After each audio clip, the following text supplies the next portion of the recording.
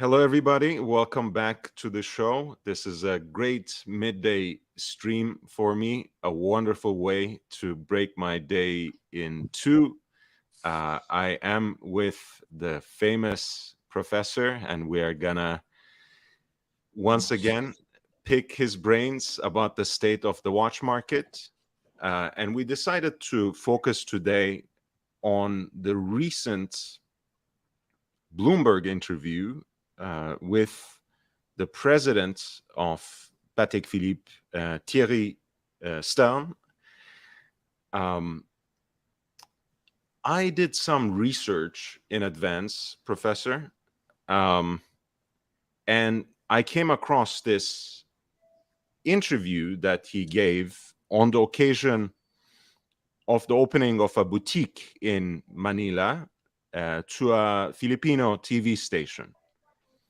And it was so wonderfully done, so well edited, and very much focused on watches, but it was also in so many ways um, relaying the same talking points, same strategic approaches that Stern outlines here, from streamlining their distribution process to the watches they aim to buy back to get to gauge the state of the secondary markets and where the leaks are, so on and so forth. And I left this interview, I concluded my reading of the Bloomberg interview with a certain feeling that whatever they say for their editing, for the sake of length and clarity, it does not actually sound as coherent and as calm and collected that Stern did in other interviews. First of all, would you agree with that? What do you think about that?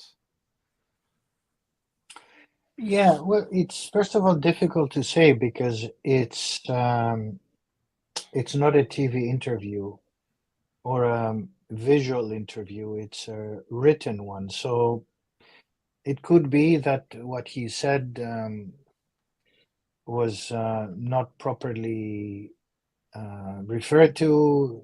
I don't know, but the one in the Philippines, is it a TV interview or is it a written interview? You No, know? no, it was a, like you guessed, it was a sit down, face to face video Mhm. interview. Yeah. Yeah. Um, yeah, so maybe it's good if we compare that with something else that he would have done rather than this written one. I mean, the written one is as also as good as the marketing PR department of whomever, and we'll give him the benefit of the doubt. Let's say. But that's Um, the thing, actually. I mean, that's what concerned me more, because hmm, written in okay, video interviews, obviously, uh, YouTube channels, and especially YouTube channels of TV stations, have very high production value. They are very well and rigorously and thoroughly edited, but they also have a certain sense of spontaneity to them, right? He's not reading from a teleprompter. He is actually sharing certain talking points that, of course, he has rehearsed and memorized in a certain way, but that he can clearly and compellingly communicate from a personal standpoint. Whereas you have here an opportunity with one of the most important financial news platforms, where you can probably, share the text back and forth with a marketing department and come up with something that is ultimately much more streamlined, much more edited, and much more coherent. This just seems a little too off the cuff, and I'm actually laying the blame here on the side of the outlets and the two people who are on the byline here rather than Stern himself, because again, on other occasions, it seems that he can relay the same points and not sound like he's all over the place, not sound like he is out to go after other brands, but he's much more focused on his own brand and what he wants to do in the decades to come, in the 2 decades to come, let's say, because that's kind of how he sees his term. Yeah, I would personally, not worry about these things. I would worry more about the content. All right, The fact let's of get the on with it. matter is that he's amongst the few CEOs who speak. You don't really often hear the others speaking, and at least he speaks and he's out there. Um, and no, I'm glad that he said what he said, regardless of, people have at times different performance cycles. I mean, you guys in America over perform and over script things, and you're Absolutely. used to a show. Yes, And people. I mean, YouTube is a show. Everybody needs to have the drama, the this, the that. Everything is a Hollywood act.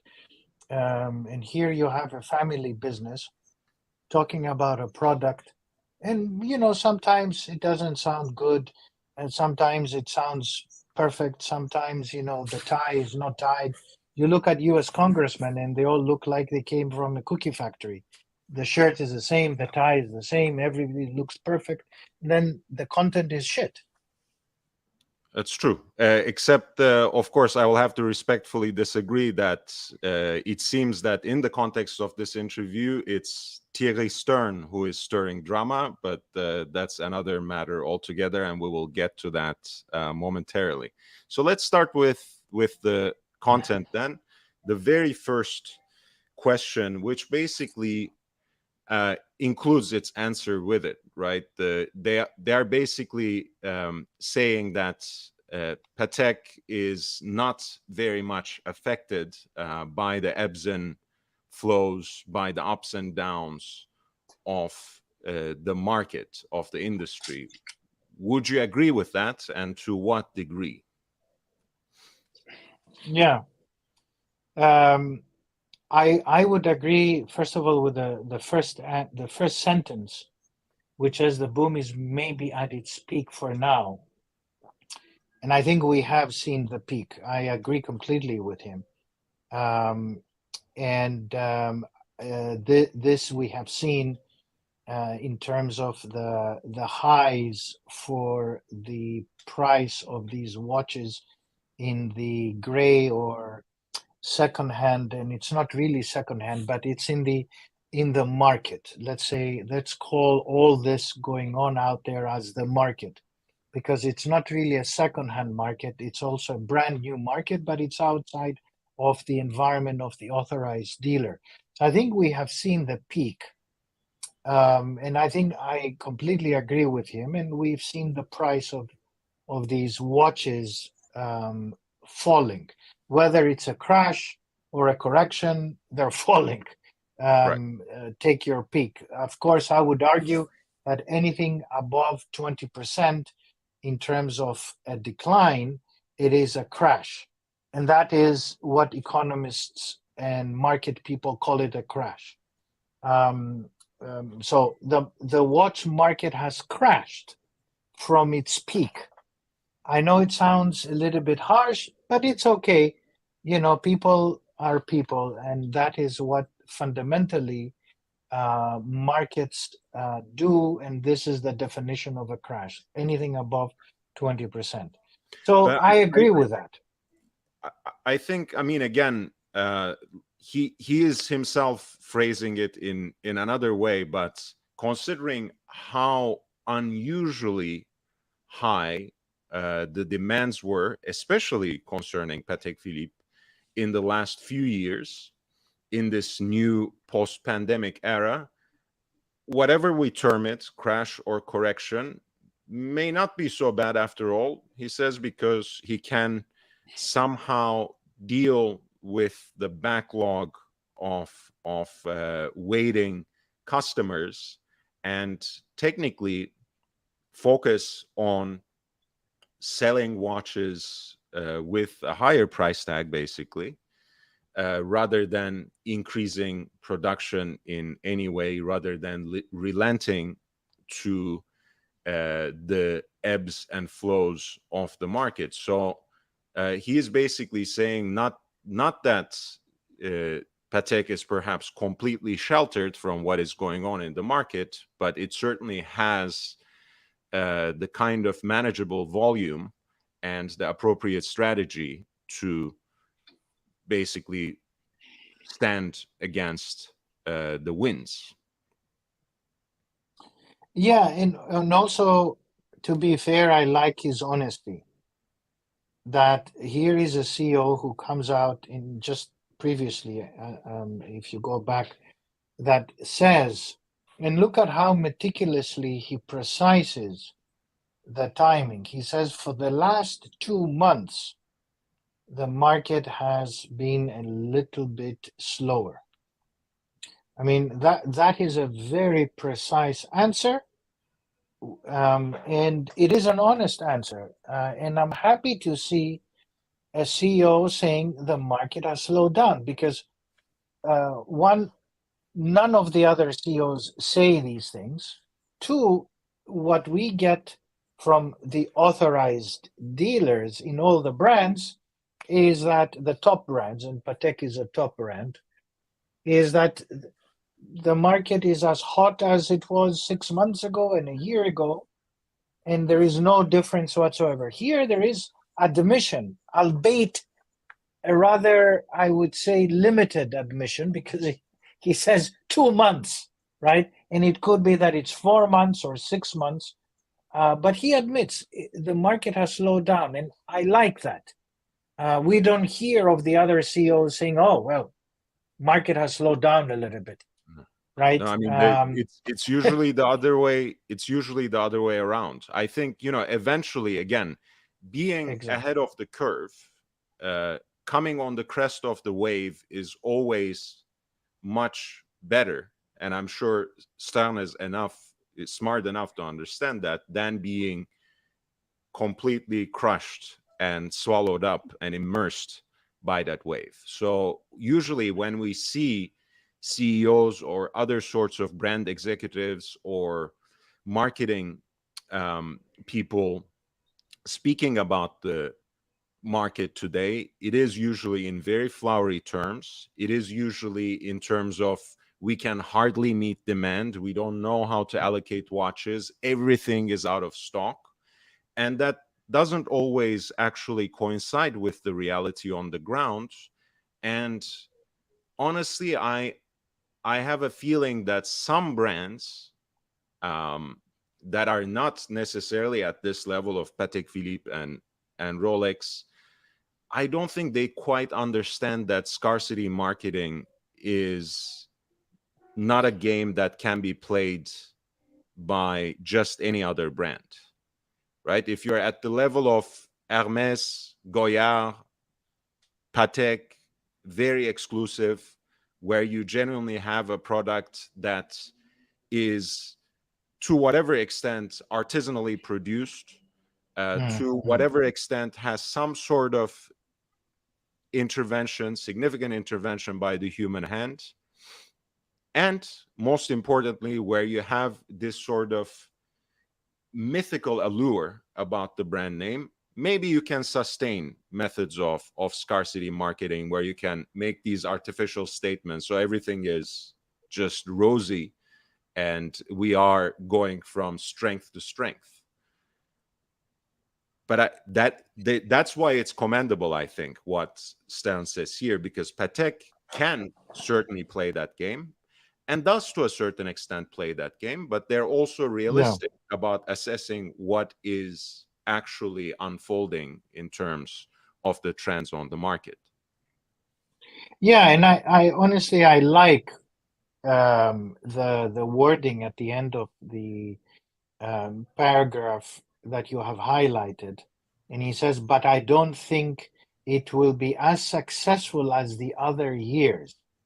That honesty, young Brando, is not often heard, as you said. None of the other CEOs say that, well, I don't think it will be as successful as the other years.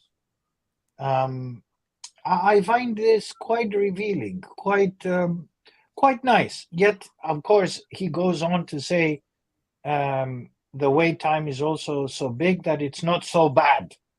Right. And which is true. I mean, he kind of also says, well, it's not business as usual, but it's business, and business looks very good. Although it's not as good, but it's very good, you know.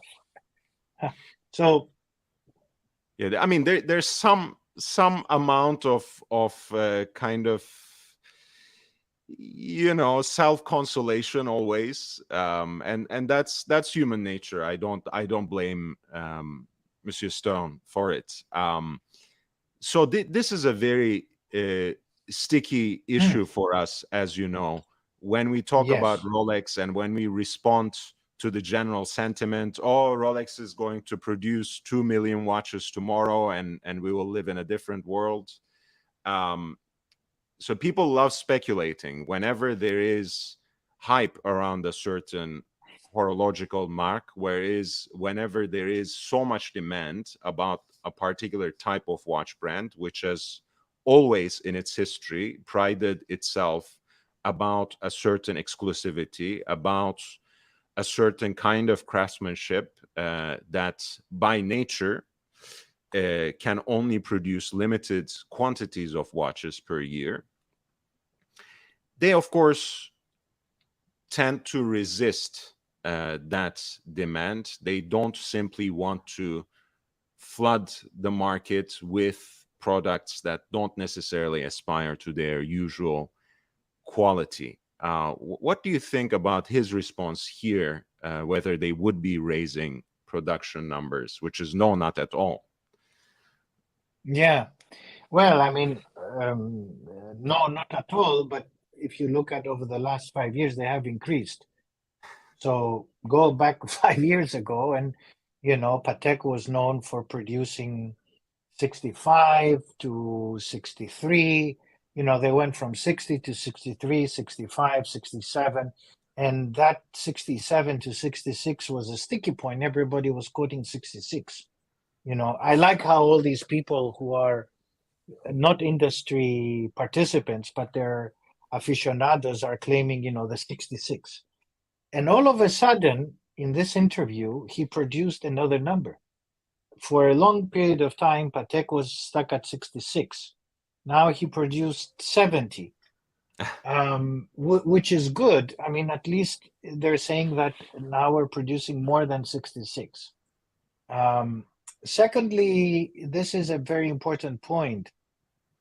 How do you maintain quality and scarcity, but also how do you prevent your inner feeling of not compromising, but also increasing revenue, not compromising your quality, but increasing revenue? And at what point do you start sacrificing quality over revenue? And the answer is, we know it very well. The way this is going to play out is they're not going to really increase production. There are no capacity increases feasible for all of the watch industry. Revenue is going to increase, especially now as a result of the cost of living crisis we live in globally, by increasing prices. So they'll do 2 or 3 increases this year. And as it's increasing, in itself, it is becoming more scarce and unattainable. And that will be the formula, really. Price increases will go up much more than production increases, and people will find it more difficult to attain those chronographs and perpetual calendars. They will go from 60, 70 to 100, 150 in no time. And I And think instead of having two, you will have one. I think this also speaks back to a couple of points that we highlighted as we were pouring in our previous segment through the Morgan Stanley report, the Swiss Annual Watcher. So basically, there are three trends. One, I guess we can group this under premiumization, in the sense that the most premium, the most elite, the most luxurious brands are actually pricing their watches even higher. Two, they are streamlining their distribution networks. Some go the way of having their own boutiques. Patek still relies on their traditional network of authorized dealers, but that also means that they are streamlining and shrinking that network. So they end up getting a bigger piece of the pie as well. Here, Stern highlights how the points of sale are reduced. So Yes. the existent authorized dealers can get more watches, but one reason that they are reduced is also to gain tighter control over this network of distribution, and avoid the leaks as humanly as possible, and like you said, increase revenue. And the third thing, of course, which we are going to come to with his further answers, is the attempts that these sorts of elite brands have made in gaining at least some measure of control over the secondary markets of their own watches, of their own pieces. So Yeah. Yeah. Please go ahead. Sorry. basically, there are all these the increasingly frequent price increases, the streamlining and really shrinking of the network of authorized dealers, a tighter control over the secondary markets. You can kind of have a footnote / addendum in focusing on the servicing of their own watches, because that actually is a very nice windfall of profit when you look at it as well. But maybe simply a footnote in this particular conversation. Those are the ways that they are increasing revenue without increasing production by all that much. Yeah. And allow me also to say that it's again the first time a CEO is admitting that they're reducing the network of retailers by 30% is pretty significant. It's pretty significant. And I think the reason for that, and the other brands are doing it as well. Their cousins across the river, I'm referring to across the river because they are, looking at each other diagonally, actually, in Lake Geneva, is Rolex. Rolex is reducing as well its authorized dealers. And I think there are multifold reasons for that, which is not just about watches, that they get more watches. I think this is true, but also because they have been found, and he refers to it further down, that some of them have been doing shady practices of selling into the gray market and so forth. But I think the priority today is for Patek to maintain a solid retailing position. And the same goes for Rolex. And I don't know who started first. I think both are quite close to realize and to sense what the market is telling them, because they have expanded too quickly and they cannot make happy. You go to a retailer of Patek and you see three watches of which you cannot really buy, even if you have the money. And the same happened for very long, including more recently with Rolex. So they need to be controlling that. And I think the controlling bit goes in line with controlling the second-hand market Mhm. and also controlling the revenue, which is going to be increasing because of prices, not because of production. They will become even more unobtainable in the coming years, many of these watches, because the production cannot go. I humor myself when I hear all these so-called experts, but they're just YouTube. I don't know what to call them. Colorful clowns who predict that the watchmaking industry is like the So automobile industry. They will think, just increase production.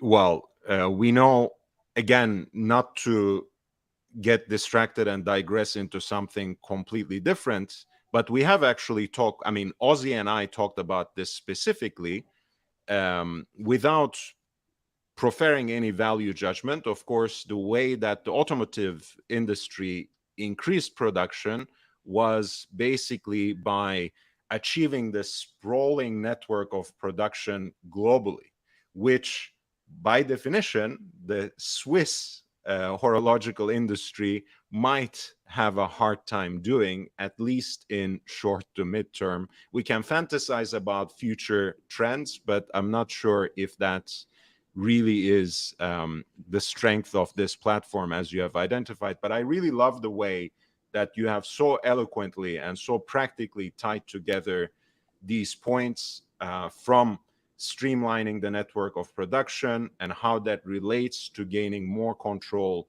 over the secondary markets, which altogether serves to make these products both more valuable and more difficult to obtain, both in terms of the increased demands vis-a-vis the meager quantity, the exclusive numbers, and the ever increasing prices. If you allow me, you Of said course. something which instigated something that I wanted to highlight, young Brando.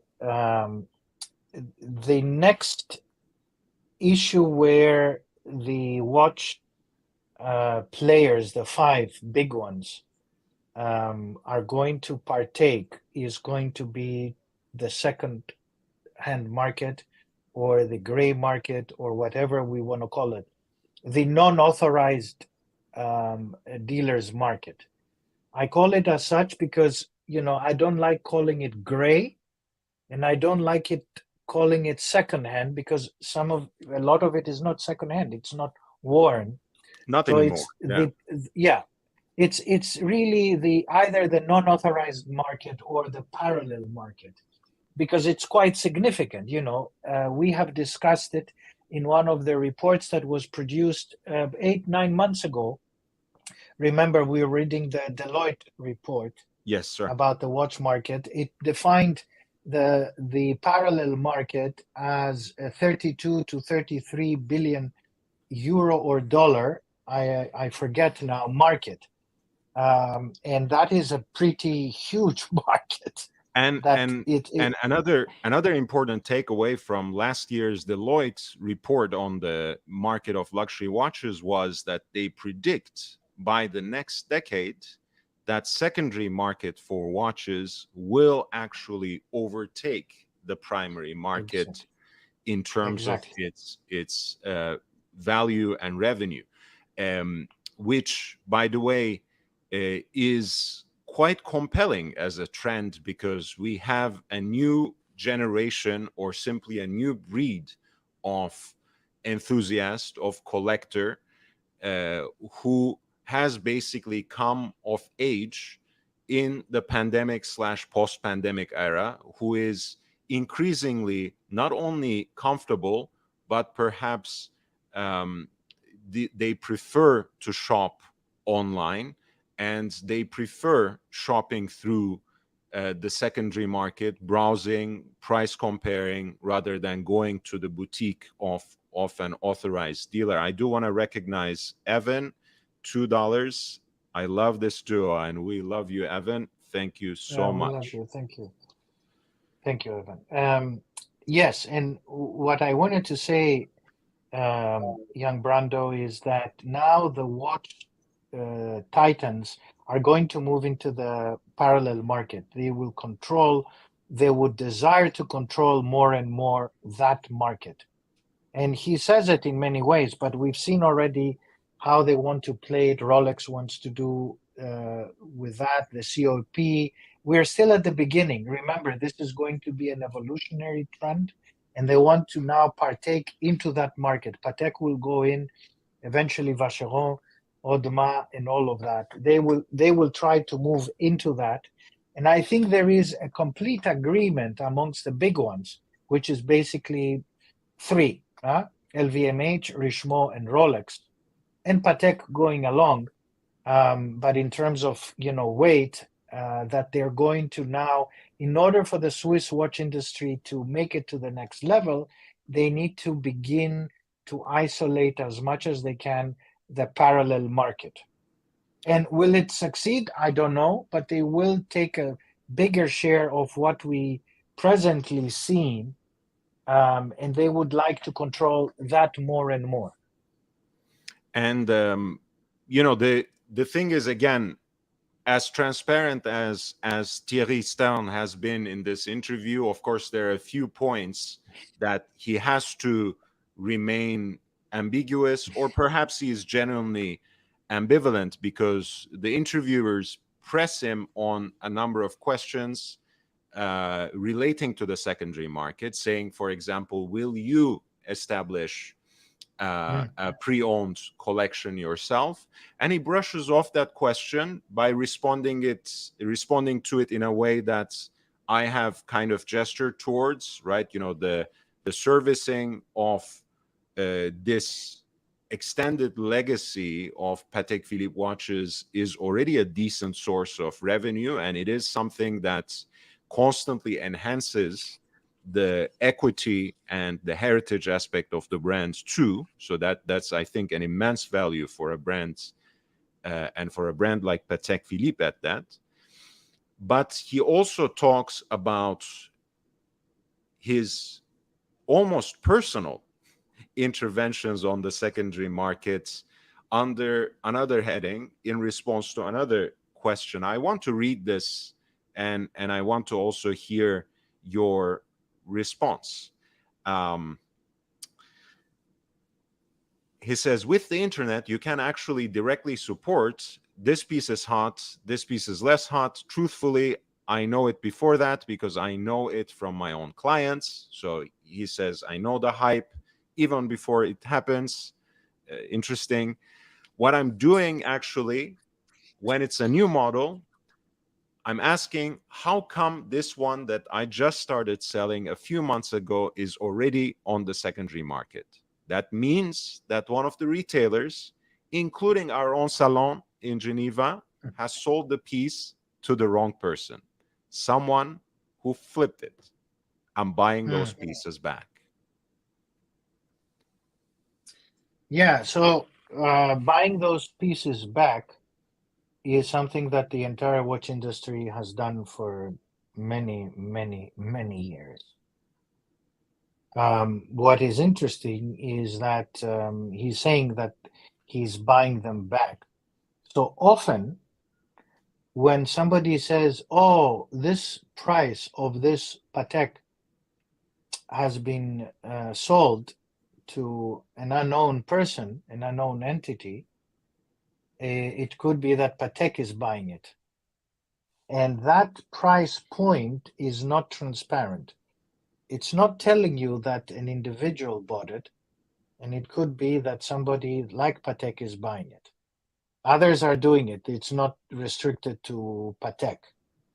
But that's why when people quote me, or there are these, indices which are gimmicky indices, none of them are transparent indices. Even the ones that are often used by a lot of people who are still at the early stages of watch understanding, are not really transparent.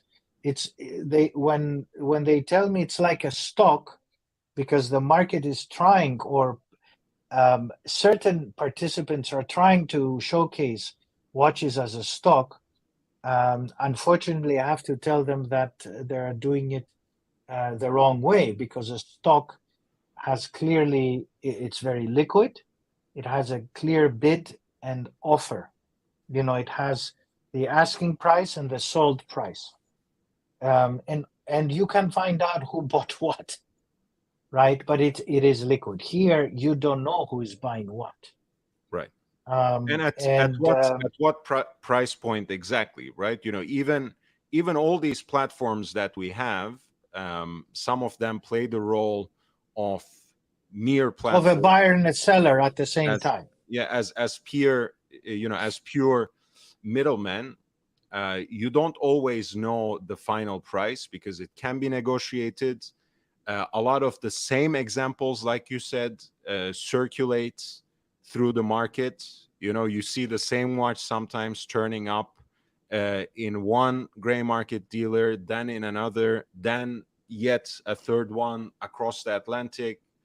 So the entire thing is very open to manipulation, absolutely not regulated, without any serious watchdogs. So when you have exactly like the players whom you have said, who are at once judge, jury, and executioner, at once, the middlemen, the flippers, and supposedly the collectors and enthusiasts, and they have also social media platforms which they use to basically cross all these wires together.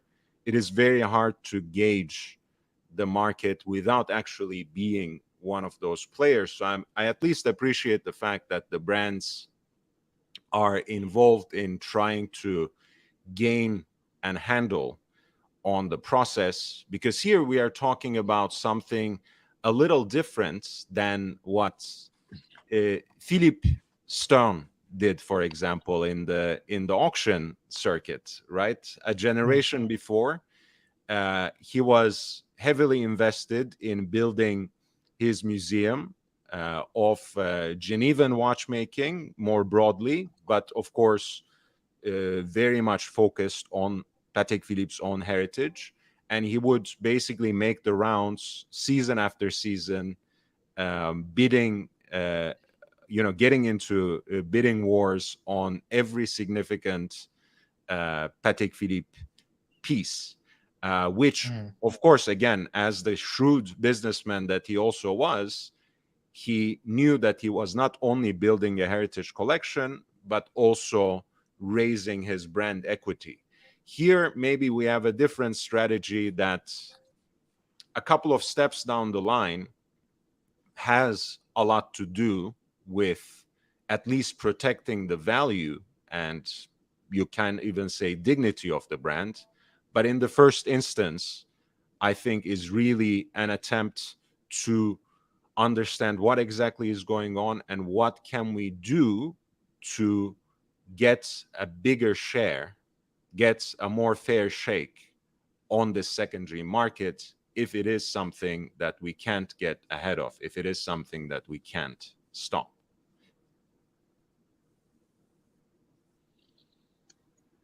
Yeah, yeah. I mean, look, I think the whole idea about here there is a trade-off, as always. Um, yes, they can do this, but they can do this with some of the models, and they can buy it from the parallel market. Um, the issue is that the more you produce, the less feasible it will be to contain that. But there seems to be consensus. This is what Thierry Stern is telling us, that as they minimize the authorized dealers, they will try to control more to whom these watches goes to, and a reassurance that these watches are going to be in the hands of watch enthusiasts, or people who have a lot of money, because you cannot go and buy a Nautilus even if you are the most enthusiastic Nautilus seeker, it will never come to you because you would have to buy, a couple of million worth of watches before you get your hands on a Nautilus, right? Or at least that's the hearsay, and it should go, against that trend. But unfortunately, this is the case. So they will try and control that as much as they can. The answer remains that what we don't know is which watches are they after? Which watches do they want to see less being flipped? Because I don't think a perpetual calendar is being flipped. That watch is selling now at a below retail price. So obviously, it's the steel pieces which he doesn't like, as we know, and it's the Right. Nautilus, Aquanaut, and so forth, which we have read in the past of him saying, "Oh, I don't want to be a brand that is known for the Nautilus." Yet again, Nautilus is really the brand that Patek is associated, and the masses and the aspirational upper classes or whomever display the watch with great Mhm. appreciation.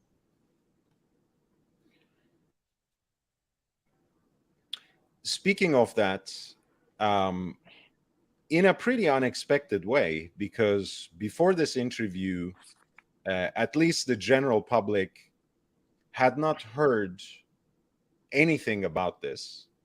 And the question is kind of like a throwaway, right? It's very general, actually. I don't know if the interviewer had an idea about an upcoming release, possibly, but the question itself seems to be rather general. Are you striving to create another icon like the Nautilus?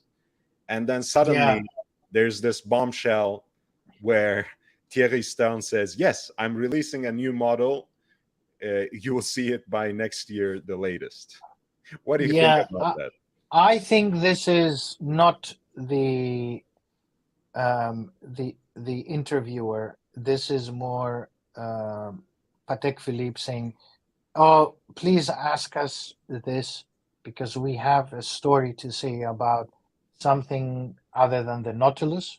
It's a planted I think question. this is Yes, I think this is the marketing people saying, by the way, let's have a question about something other than the Nautilus, because why would some these two guys who don't write about watches are going to ask about, is there something else other than the Nautilus?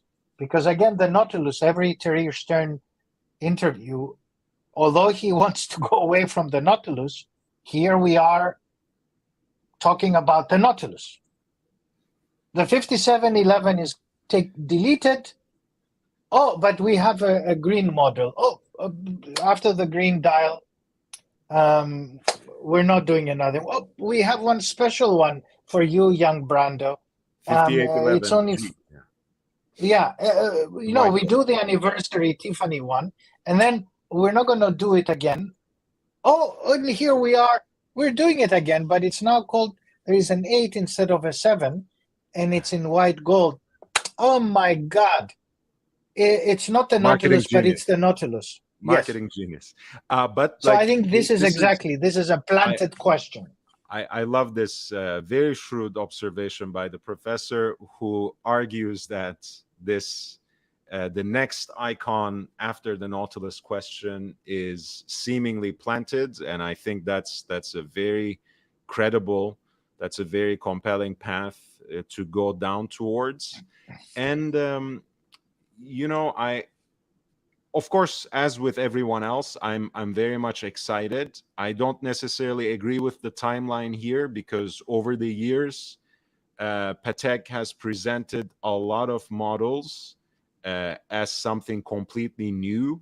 For example, that pilot style Calatrava line that was introduced, I believe, in 2016 Yeah. was supposed to be the next big thing, and it was presented as a new line. And now it seems that it has induced some sort of amnesia, and Thierry Stern has to go all the way back to 1999 for the ladies line of 24, but never mind. I don't want to clown around too much.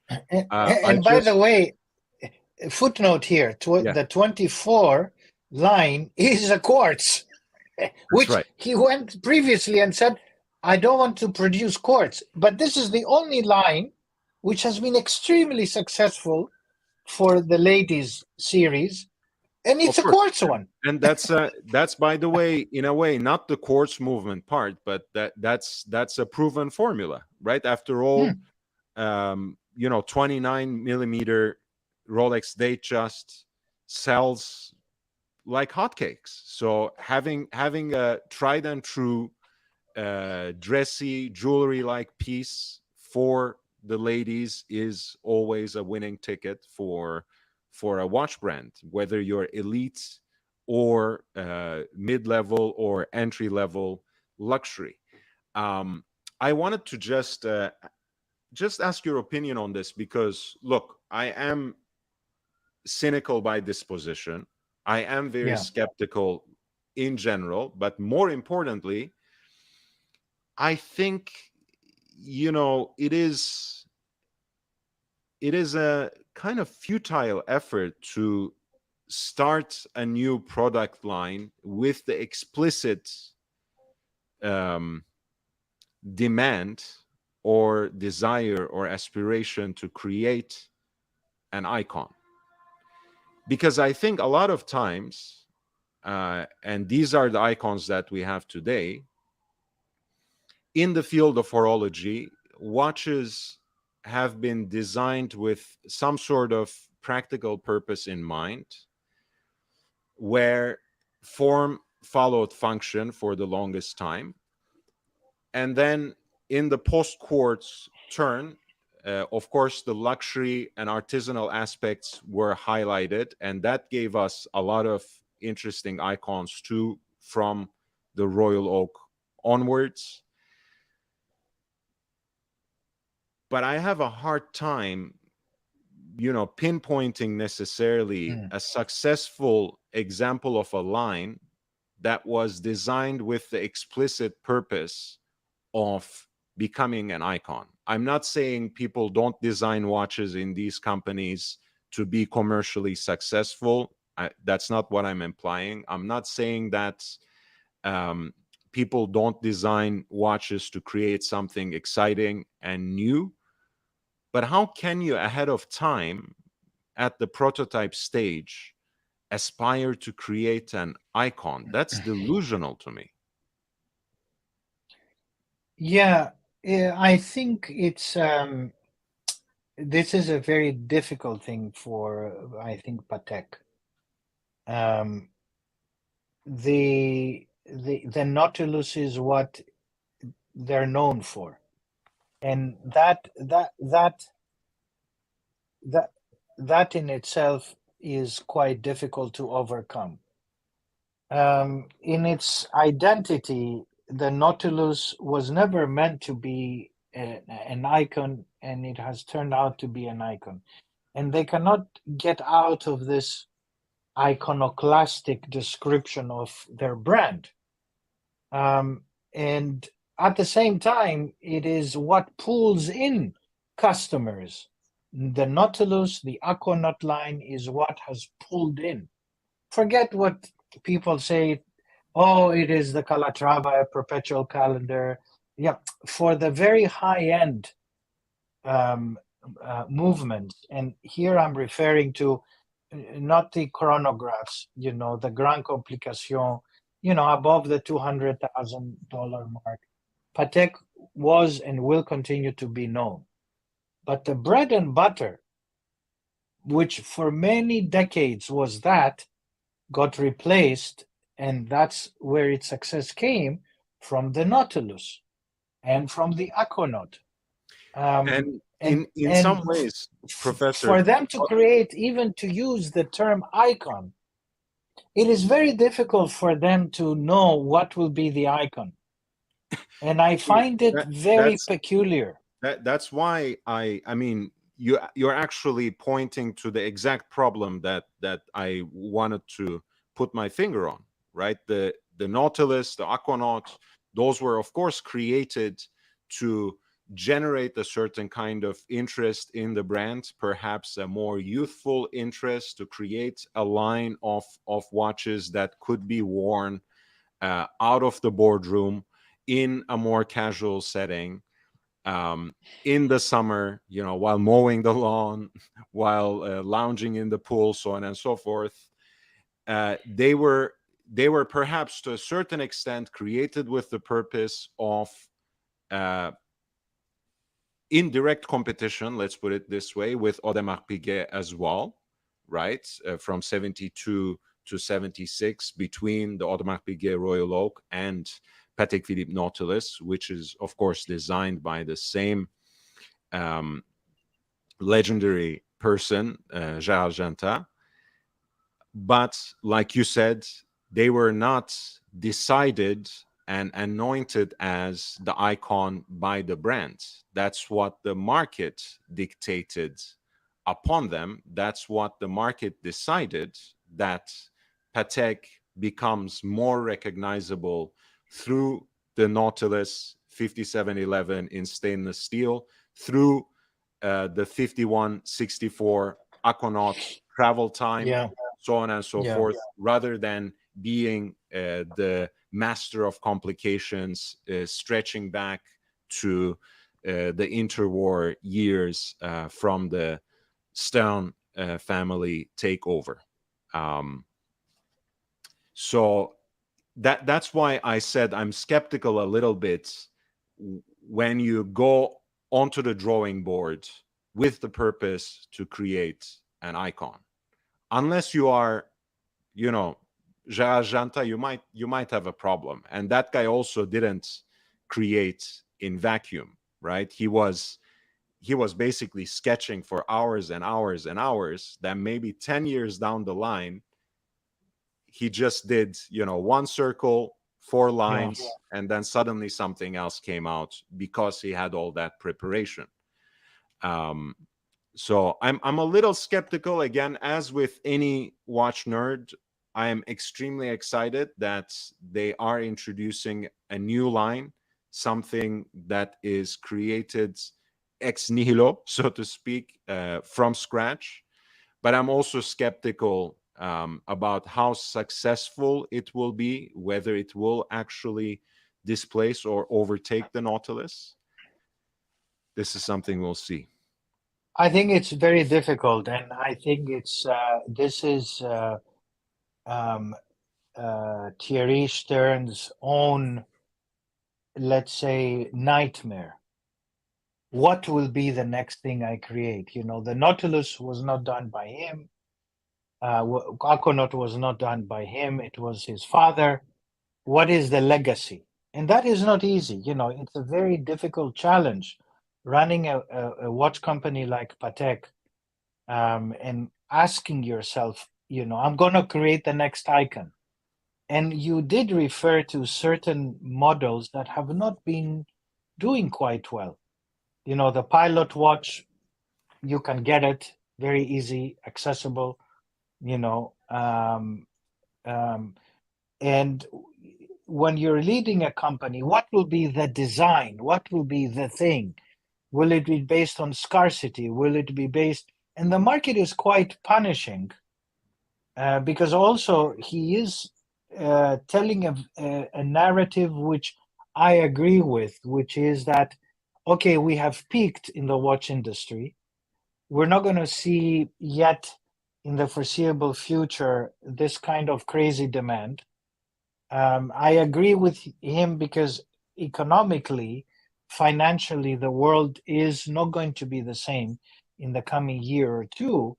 The US is most likely entering a recession with a probability of about 80%.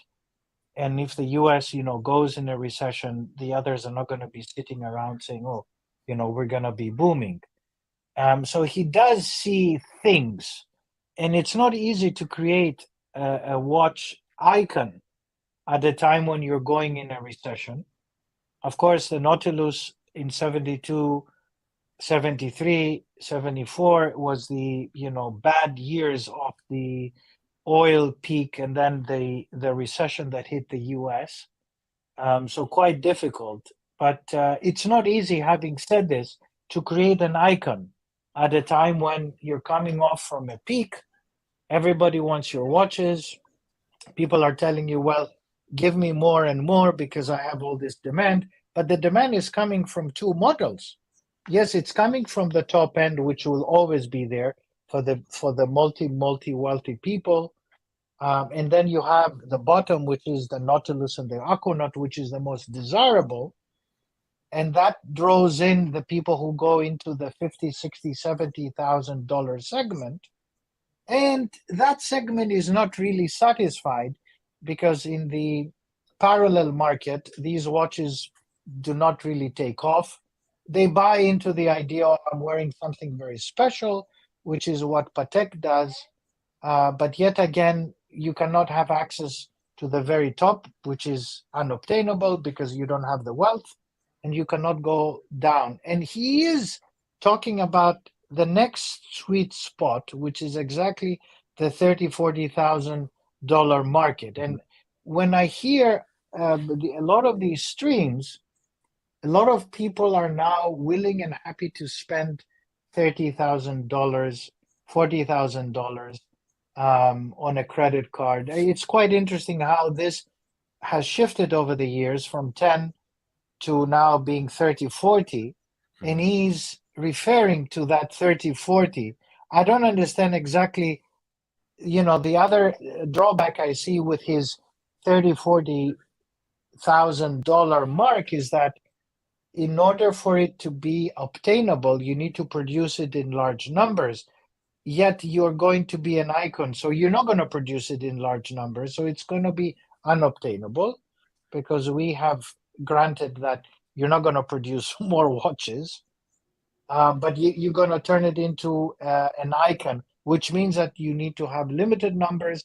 Going back to what you say and what we keep on saying, that it's scarcity that will dictate, and it's not price.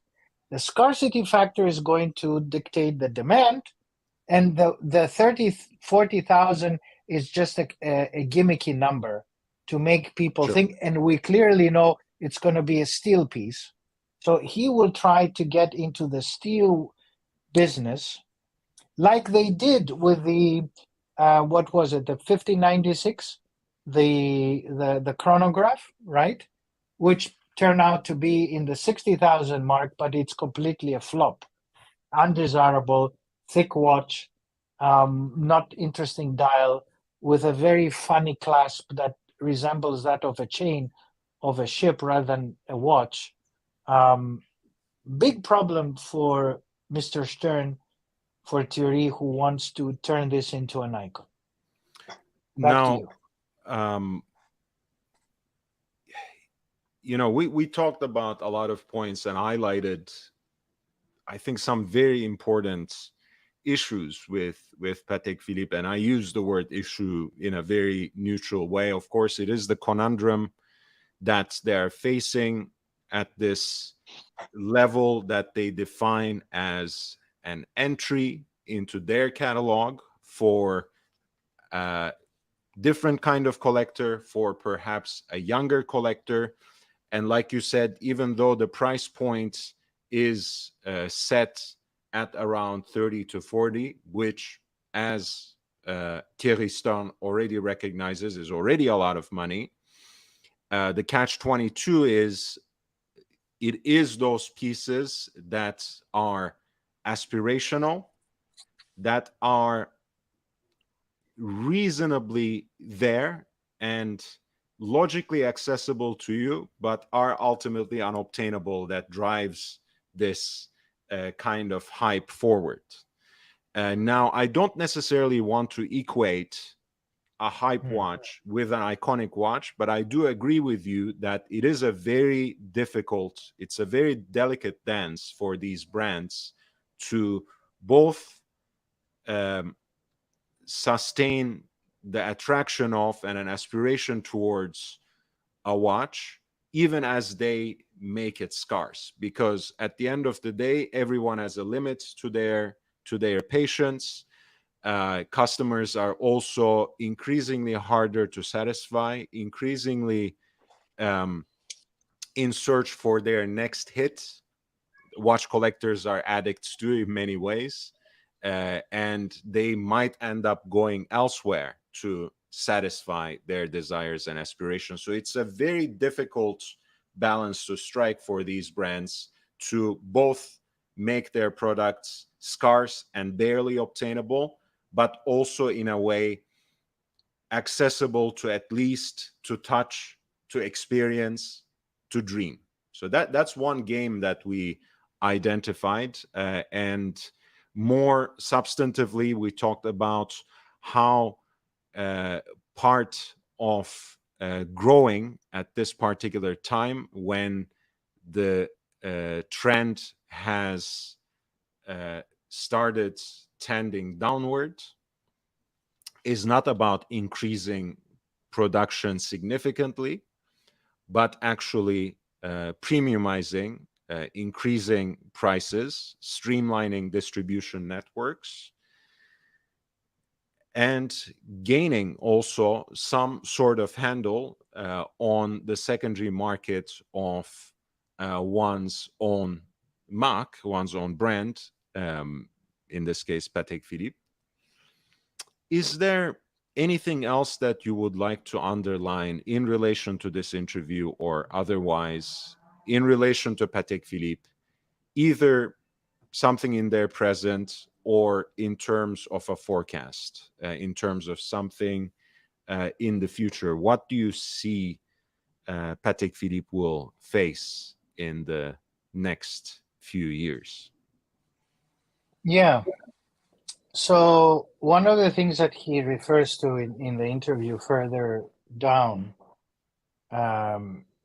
is that of succession, and he's discussing about what happens next, which is interesting. And of course, you remind me that he made a big reference about AP, which we can go to it after this. But it is an important point about succession. And because it is a family business, it is still owned by the family. It's not corporatized like the um, the Swatch Group or Richemont or LVMH or Rolex. It is a family, and it needs to think. Certainly, the succession issue refers to something that has been discussed, sometimes more silently than openly.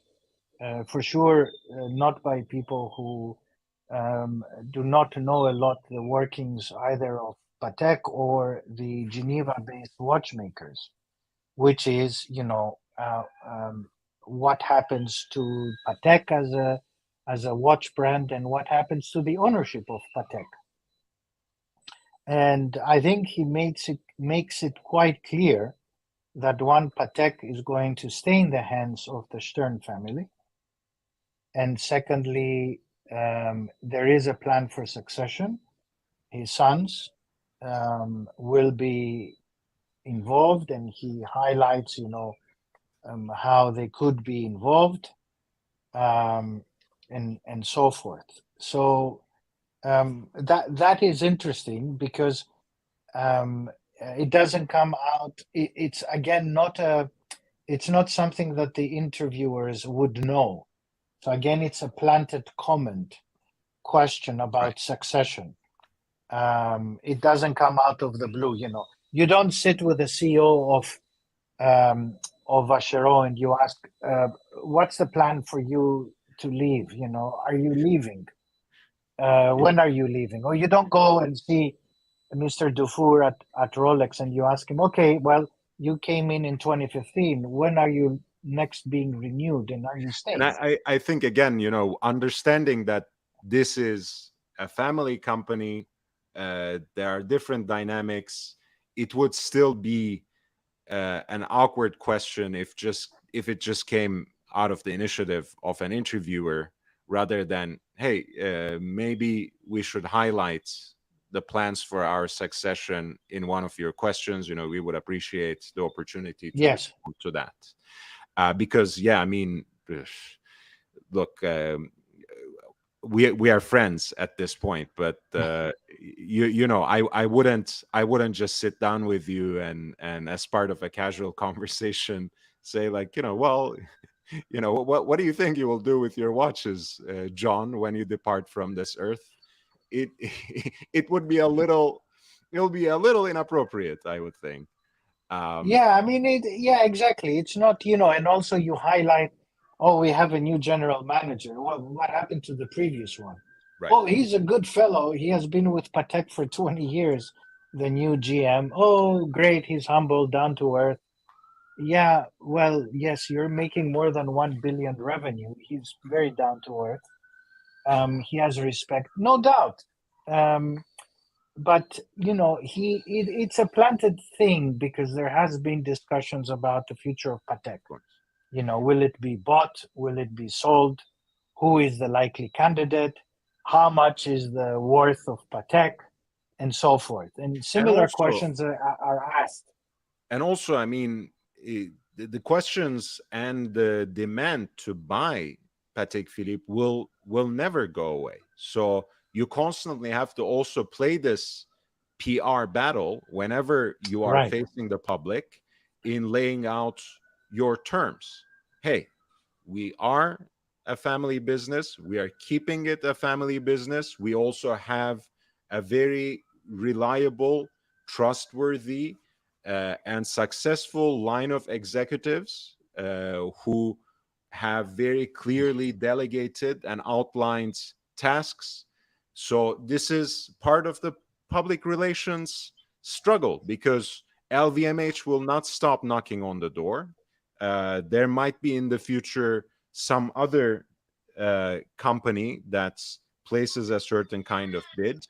The demand will never itself cease, and the number on the check will always exponentially grow as the company grows. So I think this is actually just good strategy, to lay out exactly, hey, we don't have any weaknesses, our vision is clear, we know where we are going, so good luck trying to buy Patek for the next half century. Maybe you can give it a shot, 30, 40 years down the line. Yeah, exactly. No, I mean, it is a planted question because this often happens when you hear of CEOs who have stayed there for a while and they have to answer the question to shareholders about, who's the successor and who's the successor of Warren Buffett. Well, he announced it a few years back. Oh, this is my successor, and they have to in order to quieten down issues about succession and what happens and so forth. So yeah, I think it is a planted again question. The question is if the interview is the entire thing planted. But Oh, sure. um, I mean, for sure they reached out rather than Bloomberg out of the blue wanting to have an interview because why yeah, I do mean, it? kind of chicken and the egg. Of course, the financial news outlets have been increasingly attentive to the horological market, especially seeing it as part of both the luxury goods market and a kind of alternative uh, avenue for investment opportunities. But for sure, I mean, again, speaking of PR battles, and struggles, and Patek's own aspirations, there's no doubt that it's again it's a dance that requires two partners. I'm sure there was a lot of interest on Bloomberg's part to cover, but yes, Patek may have reached out as well. But like you said, I think going back to the first point you made, we don't see a lot of the CEOs and presidents of this level of horological companies. I have seen and heard more from Mr. Dufour as the president of the Watches and Wonders Fair than as the president of Rolex over the years. In 1 week, I saw more of him. I heard more from him than I have heard from him in the last 7 years. So this is good. This is refreshing. It's even if it doesn't reveal, except for that teaser of the new release at the end, something earth-shattering. Certainly, it's good to know what the brands and their leadership focuses in terms of how they are tackling the markets in the next few years.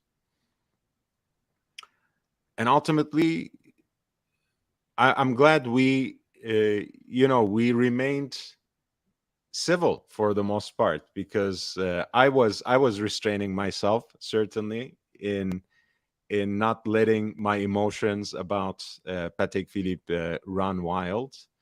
With that being said, would you like to say something about the comment that Thierry Stern made about Audemars Piguet and the Royal Oak, or should we just close? No. I think that the bit about Audemars is, in my opinion, the most interesting bit. It is, in my opinion, the most interesting revelation, and only somebody like Thierry Stern can make it. Okay, let me read it, and then you can Please, continue your comments. please. So this is in response to the question about moving past the Nautilus. I don't want to become, Thierry Stern says, and it's a good example, like Audemars Piguet with the Royal Oak. Very nice watch, but the problem? They only have the one. If the trade says we have enough of them, everybody wears it, attractivité will go down. It hits harder, I guess, when you say it in French. I should know a thing about that.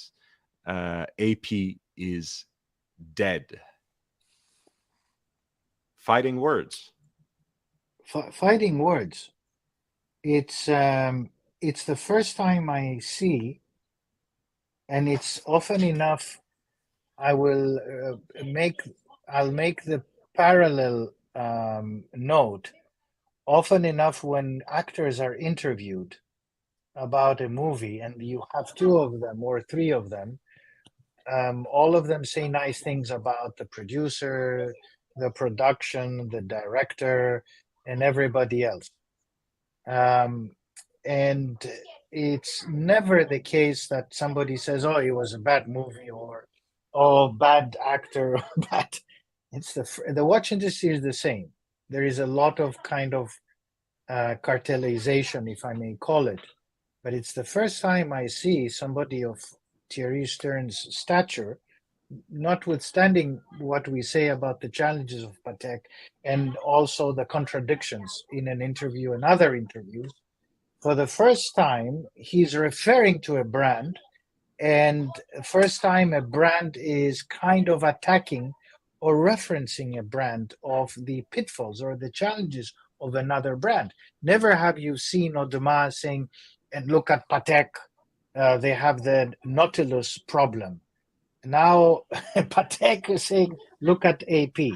I find that quite astonishing. And for the watch industry. The funny thing is, now I got you. Now I will get back to you about what you said about us Americans at the beginning of the conversation, because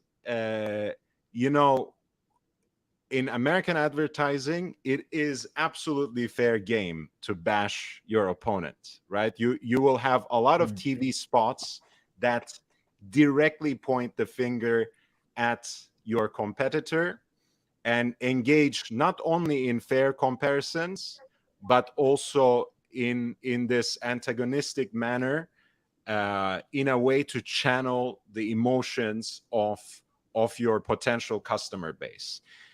So now I will show you two pictures of the current but outgoing Audemars Piguet CEO, François-Henri Benamias, over the years. And I will try to make an argument based on this. This is François Benamias with Arnold Schwarzenegger from about 20 years ago. You see, he is dressed in almost, no, actually, just 13 years ago, even less. He's dressed as a businessman, almost monochromatically, and in a decidedly, and I would say intentionally, outmoded, out of fashion, out of sync manner, because monochromatic was very 90s, not 2010s, most certainly. And then you see the same person, this now the CEO of Audemars Piguet for a decade,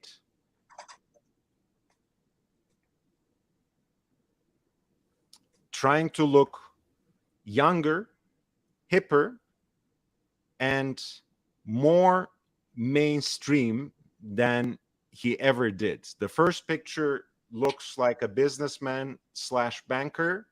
The second picture looks like an older man trying to look about 20, 30 years younger and wanting to hang at the same table with the cool kids.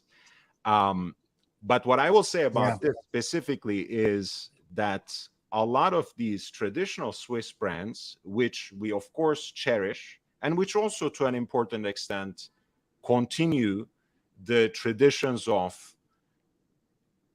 Swiss craftsmanship, have also in their marketing efforts become quite Americanized. So I'm not actually surprised that there's an emerging rap battle of sorts between Thierry and Benamias. I wouldn't be surprised if Benamias claps back in some sort of fashion and says something that is more braggadocious, that is more dismissive of Patek Philippe in response to this. You know, young Brando, I agree with you, and we have said it in the past, and I think you and I coined the term, the one-trick pony brand. But I think at the same time, regardless of the one-trick pony, AP Audemars is very successful. They bet on that pony, and it's going far. People have bought into the idea. It became an icon. It is one icon, but it became an icon. Somebody was saying that the Aquanaut is an icon. Well, back then, it wasn't designed as an icon. It became an icon as a result of the Nautilus becoming an icon. And Again, the next I best thing think, to the icon was the. I think we are, again, sometimes I do also get carried away with my use of words, but I think the word icon is getting thrown around a little too easily. Aquanaut is a watch that I like better than the Nautilus, even though I don't like either one all that much. But calling the Aquanaut an icon, I find a little bit of a stretch, because it is mostly riding on the wave of the hype on the Nautilus, which I think can be rightly called an icon. But we are nitpicking at the end of the day. And Watches 63 says, Stern is only saying what we are all saying. It's obvious that AP is a one-trick pony, but what a trick it is. It remains, in my humble opinion, not only the best design in horology in its entire history of wristwatches, but also a significant piece of 20th century design history, if you ask me. But that's an outrageous claim that I can't back in the time that remains here. But, going back to what the professor said, if we are talking with equine metaphors, they bet on that one horse, and that horse keeps winning. They would be, in a way, they would be stupid not to. But yes, again, the reason I wanted to focus on this particular fragment was not to necessarily judge whether it's appropriate, whether it's civil, whether you should have said it or not. No, that's why I said, hey, this actually points to how the marketing has transformed in relation to Swiss watches. Now you have to be a lot more brash, a lot more braggadocious. Now you have to target your competitors. It's not enough to say that Patek is exclusive, Patek is special, Patek is produced in such limited numbers, Patek is artisanal, Patek is a work of art, Patek is the master of complications. It's not enough. You also have to find ways of undermining, undercutting your opponents. Mm. And you and me saying AP is a one-trick pony, and the Patek president saying AP is a one-trick pony, they are different kinds of statements, right? They might sound the same, but their Yeah. effects and the truth that they belie are of quite different nature. Yeah, and also again reflecting on the paragraph below, young Brando, which talks about the $30,000, $40,000 mark. That we're nitpicking, but it's okay. This is why you call it quite eloquently the dissection, dissecting the interview of Thierry Stern. I mean, he talks about the very rich who buy these Pateks, fine. But then he says we have people who are passionate about watches and who can spend a maximum of 30, 40,000 on a watch, which is already a lot of money. It But really the is. only way it is, but the only way, you can get that guy, the 30, $40,000 passionate person, the question mark is, how do you get him? Because yes, you and I can buy this watch. We have the money, but it's not obtainable. In order to obtain this watch, you need to increase production. It will fall again in the hands of the multimillionaires who buy the very expensive watches, and then they'll get as a gift from Patek the 30, $40,000 potential icon. If it becomes an icon, it is unobtainable by you and me who are passionate. So Right. the passion is not anymore there. Again, I find this as a contradiction. Yes, I mean, but again, sometimes contradictions, as I tried to say, before the proper part of our conversation ended, before we did this AP versus Patek superhero movie, I think it is about making that contradiction, making that friction, making that tension between desirability and obtainability somewhat tantalizing. Because, like you said, eventually it can break down, eventually it can frustrate the genuine enthusiast. But clearly, as we were saying about betting on that one horse, clearly for the kinds of products that Patek Philippe and Rolex are offering, scarcity marketing has worked out for them to a very large extent, not without its faults, not without its shortcomings. But in longer term, it is vital for them to, once again, have a certain dimension of experience, of accessibility, of aspiration, even as both at the price point and in terms of limited quantities, these products remain largely unobtainable.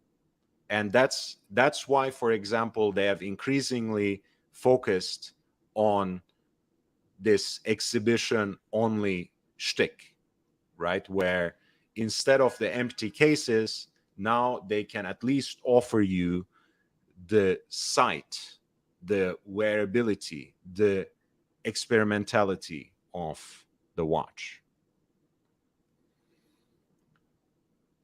I think the professor is experiencing a little bit of a difficulty with this connection, but we have actually naturally arrived at the end of our conversation.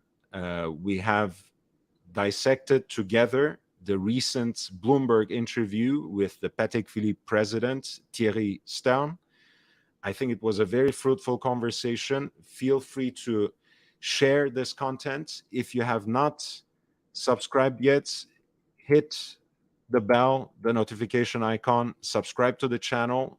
I'm here with watch content on a daily basis in the form of interviews, shorter videos, as well as nightly long live streams where I go through recent releases, preview auctions, and share just a little bit of my knowledge on wristwatches.